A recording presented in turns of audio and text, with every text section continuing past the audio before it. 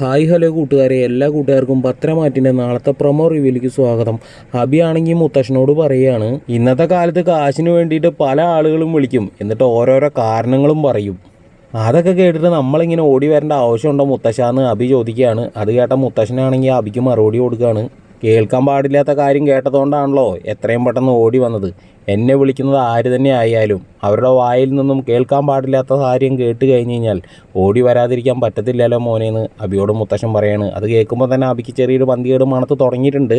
അതുകൊണ്ട് ഞാൻ അതിൻ്റെ സത്യാവസ്ഥ എന്താണെന്ന് അറിയാൻ ശ്രമിക്കാറുണ്ടെന്ന് പറയുകയാണ് മുത്തശ്ശൻ. പിന്നീടാണെങ്കിൽ നമ്മുടെ ആദർശാണെങ്കിൽ അബിയോട് ചോദിക്കുകയാണ്, അല്ല നിൻ്റെ ഈ മുഖം കണ്ടിട്ട് നിനക്ക് ആ പെൺകുട്ടിയായിട്ട് നല്ല പരിചയമുള്ള പോലെ തോന്നുന്നുണ്ടല്ലോ എന്ന് ചോദിക്കുകയാണ് ആദർശ്. അപ്പോൾ അബി പറയുന്നു, ഇല്ലേട്ടാ എനിക്കൊരു പരിചയമില്ലേട്ടാ, എനിക്ക് ആ കുട്ടീനെ അറിയും കൂടിയില്ല എന്ന് പറയുകയാണ്.